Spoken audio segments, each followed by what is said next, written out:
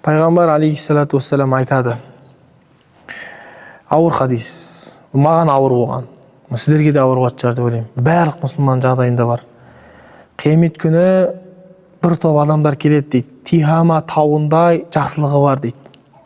Тихама деген, құрметті жамаат, неге барсаңыздар, умраға барсаңыздар, Тихама тауы деп көрсетеді. Қателеспесем, Таиф бағытындағы тау, үлкен тау. Сол таудай жақсылық жасаған қиметте адамдар келеді дейді. Сөйтіп Алла тағала ол амалдың бәрін жоққа шығарады дейді. Сондағысы неге деген кезде оразасын уақытылы ұстаса да, намазын уақытылы оқыса да, зекетін уақытылы берсе де, қажылығын уақытылы жасаса да, ол кісілер жалғыз қалған кезде харамнан тыйылмайтын дейді.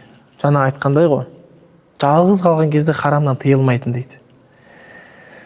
Сол үшін бүткіл амалдарын, бүткіл нәрселерін жоққа шығарып жіберетін дейді, құрметті жамаат. Бұл хадис келген, екі сахихта да келген. Жақсы, біздің негімізге байланысты.